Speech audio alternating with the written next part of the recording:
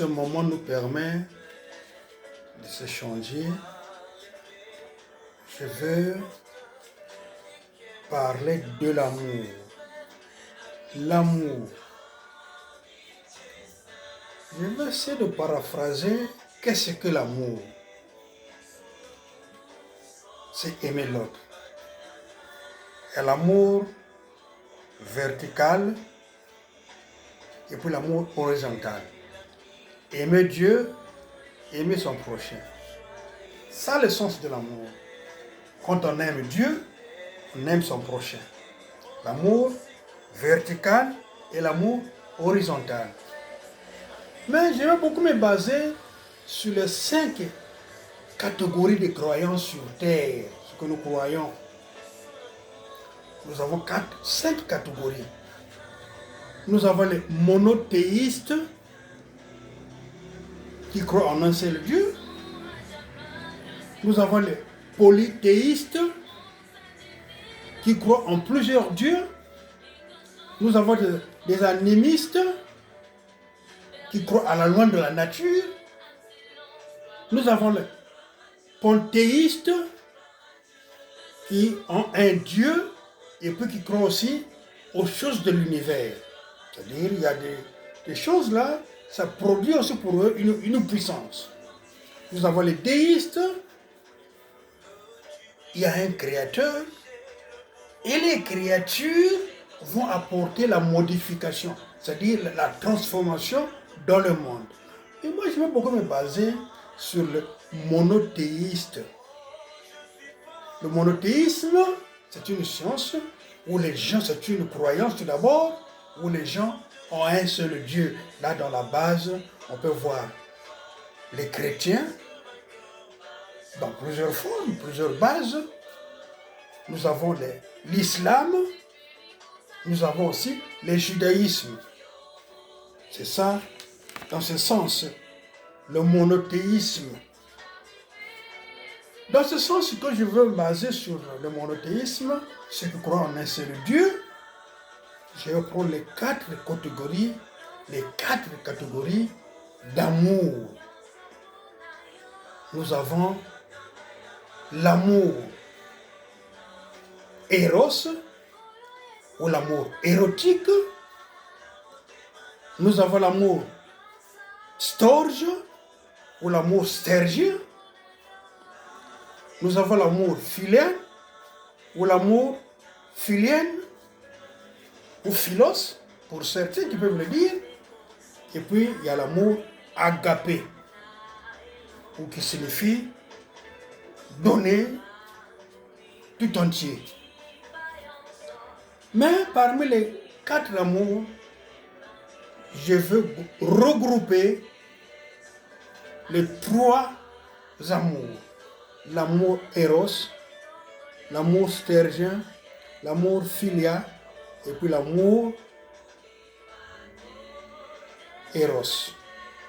Je les mélange ensemble. C'est ça qu'on appelle l'amour charnel. L'amour du monde. Cet amour nous explique que l'amour doit se faire entre nous. Ça, c'est l'amour horizontal. C'est horizontal. Cet amour horizontal, l'amour éros, je prends un exemple personnel. Moi, j'aime mon corps. Le matin, je dois me baigner, je dois faire le bain, je dois me brosser, je dois peigner les cheveux, je dois me mirer, je dois porter des vêtements, je dois me parfumer, des choses qui sont attraits à ma vie personnelle. Ça, c'est personnel. Je m'occupe de mon corps. C'est l'amour éros, l'amour érotique. Et puis, ça c'est l'amour, premier amour. Deuxième amour, je vais plus loin, je pousse encore. Je vais prendre l'amour storge, c'est-à-dire l'amour stergien. c'est l'amour en famille. J'ai des enfants que je dois aimer, j'ai les neveux, les oncles, et ce que je dois aimer, c'est l'amour en famille. Je dois les aimer, c'est l'amour sterge. Quand on va faire du mal à mon fils, personnellement ça me fait mal. Parce que je suis attaché à ces enfants, à mes enfants, à ma famille. Je dois défendre. Quelquefois, il y a de ceux qui vont plus loin, qu'il ait tort, qu'il ait raison. Il a toujours dit que non, on l'a toujours défendu. Et puis, je monte encore. Ça, c'était l'amour sterge. Je monte l'amour filial, ou l'amour phila, ou philos. Ça, je descends, je laisse ma famille, je vais plus loin. Entre les amis, au travail, au marché, dans nos équipes, pour ceux qui jouent par exemple. Plus loin, j'ai mon pays, j'ai ma région, j'ai mon quartier, j'ai ma nation. Ça, c'est l'amour philios, ou philia. Donc, j'ai dit que parmi les trois amours, ça, c'est ces trois amours-là, ce sont l'amour de la chair. C'est-à-dire, on aime, c'est le cœur. C'est le cœur. C'est le cœur. Là, quand je parle sincèrement. Que moi, j'aime l'autre et j'aime les autres. Je m'aime tout d'abord. J'aime mon corps et j'aime aussi les autres. Je vais descendre plus bas ou monter plus haut, voir l'amour agapé. Qu'est-ce que l'amour agapé? C'est l'amour inconditionnel. C'est l'altruisme. C'est-à-dire, je me dépouille. Je ne suis plus humain. C'est dans le cadre maintenant spirituel. Dans ça, on le voit beaucoup, Jonas. Dans la Bible, nous voyons le passage de Jonas. Cette personne qui va voyager, que Dieu a donné une mission, va à Ninive. Mais Jonas a vu la mission était trop lourde, trop grave, trop difficile. Il a fui. Il prend une autre direction. Il va prendre le bateau. Mais quand il va prendre le bateau, plus loin, le bateau va faire naufrage. Ça va sans s'avirer, sans aller dans l'eau, s'avirer, s'enivrer. Mais qu'est-ce que lui il va faire? Il va fuir sous les matelots pour aller se cacher. Mais vous savez, dans le temps, le judaïsme avait ses pratiques. Ils ont fait leur zeki, leur manière de travailler, de chercher qui est à l'auteur de ce malheur, de ce drame dans notre bateau. Ils ont remarqué que c'était quelqu'un, il fallait le chercher.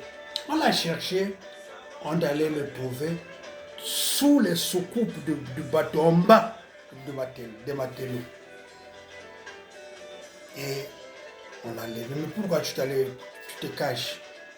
Il a bien exprimé que vraiment je me cache parce que je suis à l'auteur de ce malheur, de ce drame. Et là, qu'est-ce qu'il va faire?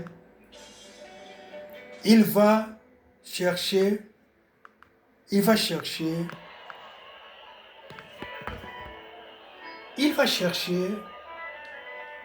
à se défendre, mais en vain, l'Esprit de Dieu va venir en lui, va dire que jetez-moi.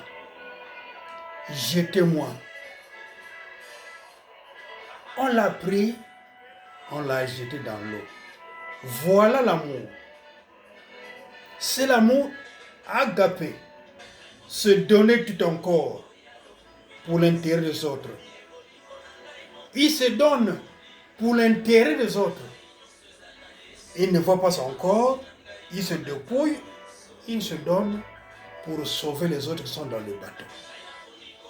C'est l'image de Jésus. Jésus, c'est idem. Jésus est venu sur terre. Il y a un verset qui me vient toujours à l'esprit, que je ne peux jamais oublier jusqu'à la fin de mes jours sur terre.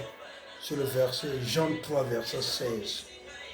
Car Dieu a tant aimé le monde, qu'il a donné son Fils unique, afin que quiconque croit en lui ne périsse point, mais qu'il ait la vie éternelle. Pourquoi Dieu a envoyé Jésus sur terre? C'est pour pratiquer cet agapé, donner son corps pour la vie des autres. Il est venu, il a donné son corps, il s'est livré. Vous voyez, quand Jésus est venu, il avait la chair, né d'une femme, mais venu de l'esprit, mais il avait une chair. Vous allez remarquer même quand il était à Gethsémani, Jésus a beaucoup souffert moralement, mentalement, physiquement. On remarque même quand il priait à Gethsémani, la sueur qui sortait, ce sont des caillots de sang. C'est pour dire que il était très touché. Il a même pleuré, il a même dit que Seigneur, ton père, mais pourquoi tu me livres? Qu'est-ce que j'ai fait? Mais à la fin, il a dit que ta volonté soit faite. Parce qu'il a vu le poids de la charge que Dieu l'avait confiée. À la fin, il s'est livré. Ça a été idem aussi sur la croix. La croix est idem parce que là aussi, il a prié. Mais qu'est-ce qu'il a dit? Père, pourquoi tu m'as abandonné? Pourquoi m'as-tu abandonné, Père? Pourquoi? Mais à la fin, qu'est-ce qu'il a dit? Tout est accompli. Parce que ce que tu as voulu, je l'ai accompli, je l'ai fait. Et je remets mon esprit entre tes mains. Nous aussi, nous sommes des personnes. J'ai cité les 3 premiers amours.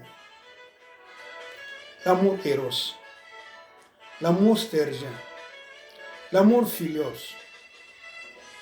C'est charnel. Nous aussi, quelquefois, nous-mêmes, là où vous êtes, vous qui m'entendez, toi qui m'entends, vous qui m'entendez, on vit ce même amour. On aime son corps, on aime la famille, on aime le pays, on aime la famille, on aime l'équipe. Quelquefois, on peut défendre quelqu'un même s'il a tort, on le défend.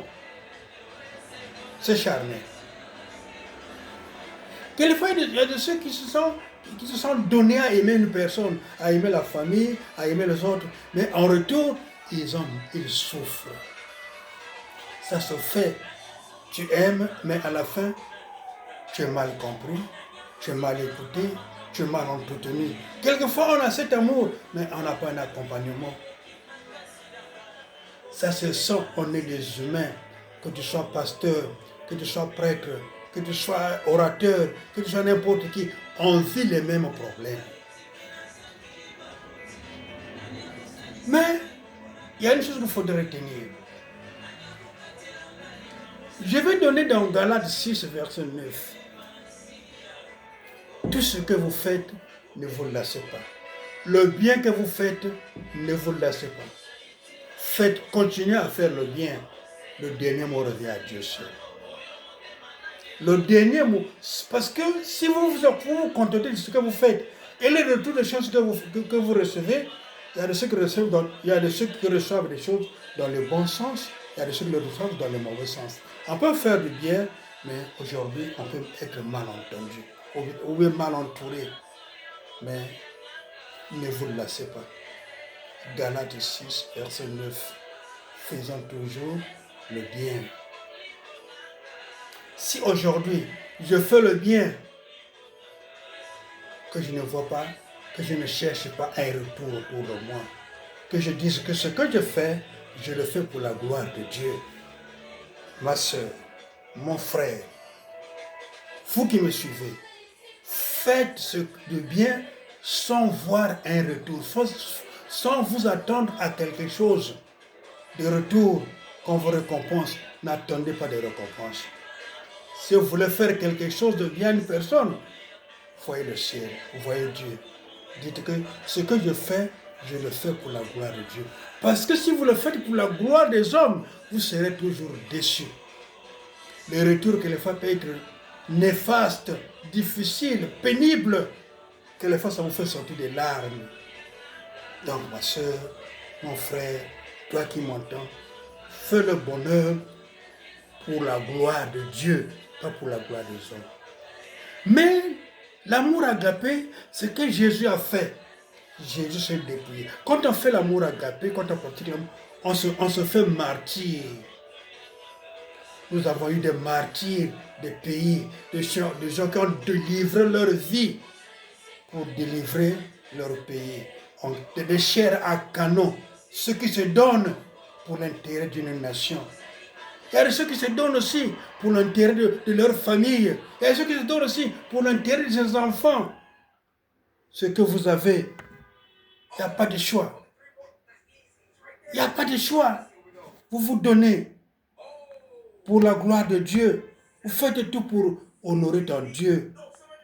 Il y a eu des gens qui se sont donnés corps et âme pour aider l'autre. Il y a de ceux qui livrent leur corps pour aider l'autre. Nous avons des martyrs. Nous avons de ceux qui se sont livrés totalement. Jésus a fait le sacrifice parfait. J'avais donné l'exemple quand je débutais de Jonas, qui s'est livré lui-même, jetez-moi dans l'eau. Oh, ce n'est pas donné à tout le monde. C'est donner, se jeter dans l'eau. Jetez-moi dans l'eau. C'est difficile à accepter. Et ce sacrifice l'a tapé. Pour Jésus, il a vu qu'il peut se livrer personnellement, dire que moi j'aime les gens, être des chairs à canon pour un problème. C'est-à-dire, c'est comme si je suis garde-corps, on veut tirer mon chef, moi je me place au devant pour qu'on me tue à la place du chef. C'est pas facile à le faire. Il faut des vœux. Il faut un vœu, il faut se donner. Jésus l'a dit, il a donné un symbole, être en symbiose. Son dernier souper, qu'est-ce que Jésus a fait? Il a regroupé tout le monde, tous ses disciples. Il a donné que je vous donne mon corps, je vous donne mon sang. Oui, symbole de la fraternité, symbole de l'unité. Aimez vos ennemis. C'est pas facile d'aimer un ennemi, quelqu'un qui vous fait du mal.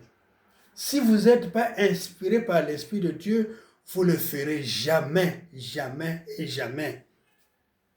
C'est pourquoi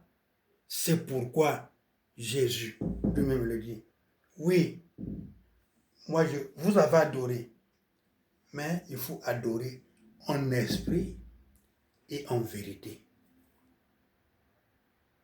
Priez en esprit et en vérité. Il faut que vous soyez honorés par l'Esprit de Dieu pour faire quelque chose de bien.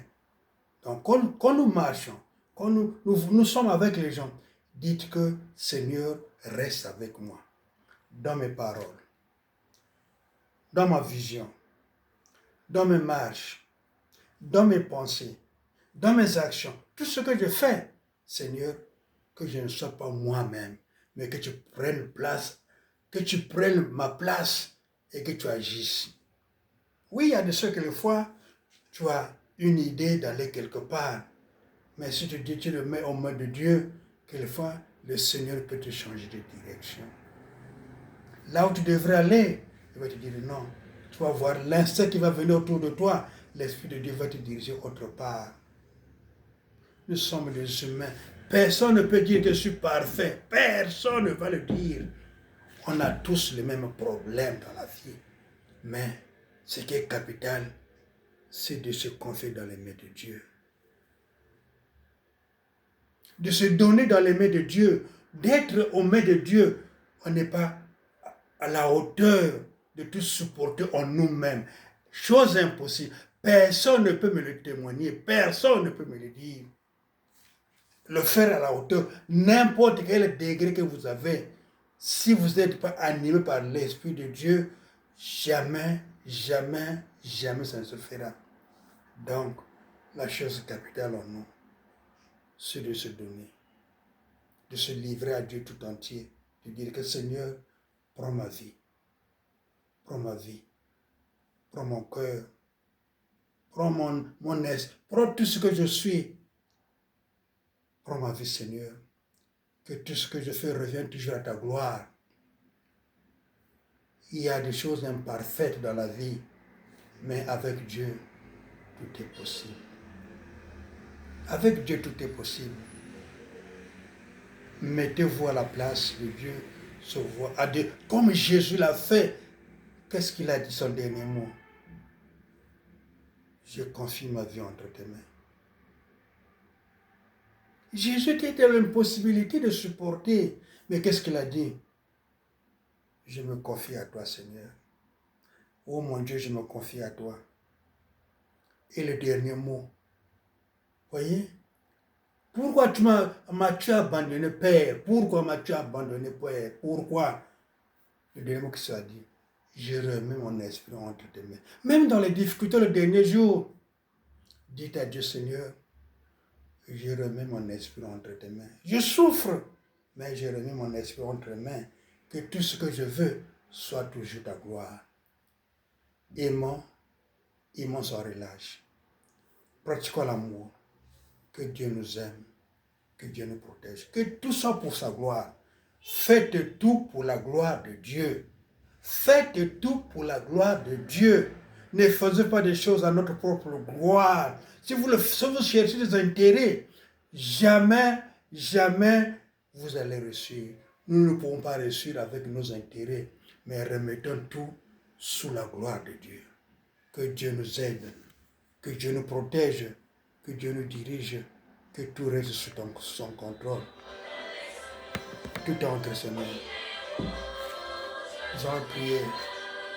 Là où vous êtes, priez. Demandez à Dieu de vous diriger, de vous conduire. Peut-être dans le travail, vous avez des difficultés. Peut-être en chemin, vous avez des problèmes. En famille, ça ne peut pas manquer. Mais dites à Dieu que tout revient à toi seul. Tu es ma direction, Seigneur. C'est la seule autorité qui peut ordonner ma vie.